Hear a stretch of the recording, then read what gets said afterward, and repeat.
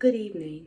My name is Christina Peterson, and I am here today to advocate for an early childhood education issue that is affecting classrooms across the world. I am here to advocate for gender biases. Gender biases is the unfair treatment of men and women based on their gender. I am here to discuss how those issues are in our classrooms today and how they are affecting how teachers teach, how parents see their children, how community leaders are showing representation, and how elected officials are choosing policies and curriculum instructions that are outdated and not suited for our children today. We are in a crisis where we are sitting in classrooms for up to 8 hours on a typical day with no breaks besides using the bathroom and occasional recess depending on the weather or testing. Our boys are placed in a classroom that are really designed for girls.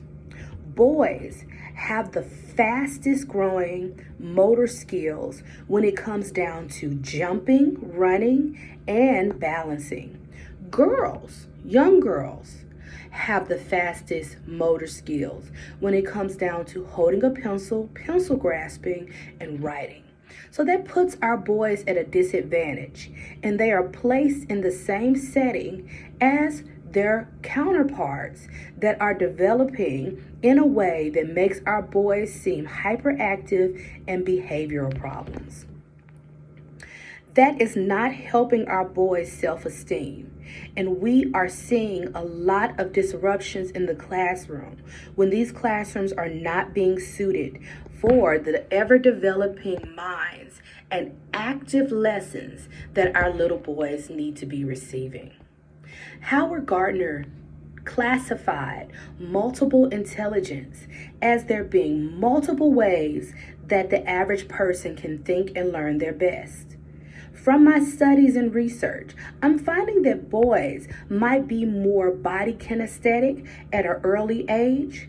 Thus, they need to have lessons that are tailored to those skills, like constant moving, maybe having lessons where they are running and jumping and constantly moving their body.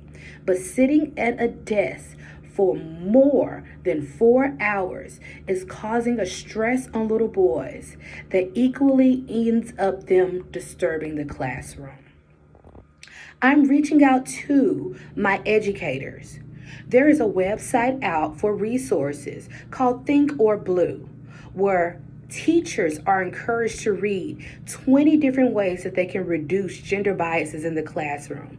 For example, one of the ways may be learning about the individual child and what each child may need in your classroom in order to be successful.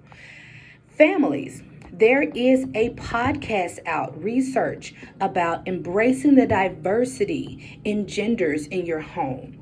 This podcast is available for helping parents to understand how to advocate for their children based on their gender, how not to classify basic house chores based off whether you're a boy or a girl, and also understand what your child needs and not being so quick to accept a medical diagnosis when they are not being still like others say that they should be.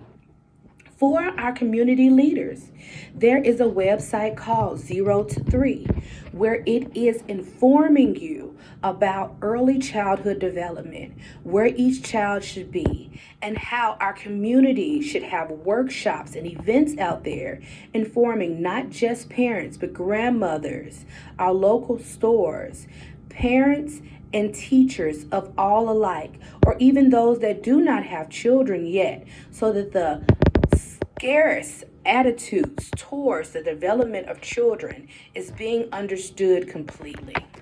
And for my representatives of the elected officials, there is a resource called the Representation Project. This website is a campaign to help families, elected officials, community leaders, and educators to understand that Little boys are being targeted in our schools, and they are the highest in dropout, the highest in not being able to perform accurately on assessment, and even the highest in youth suicide, due to the fact that our systems are not made for helping our little boys understand that their masculinity is okay. On Fox News, Erica Kumosar did a special about how our classrooms are cheating our little boys and they're not allowing them to perform at their fullest potential. I am here today to advocate for change. We must help bring out information about a change in policy and curriculum that does not allow there to be a jail-like mentality of staying in dark classrooms, being still for longer than little children should. And we also must advocate for there being an over-diagnosis of medication and prescriptions that is being given to our little boys to make them control themselves when there is nothing wrong with how they learn. In conclusion, I have a daughter. I have a son. I want them both to be able to feel like the classroom is meant for them.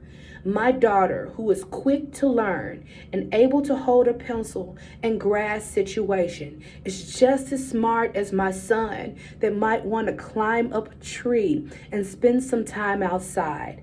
If we develop his learning the same way that I developed hers, by following him and allowing him to show me that he can still retain information if I am deliberate about my practices and getting that information across to him, that both my daughter and my son deserve the right to work, live, grow, and be educated in a gender equal environment.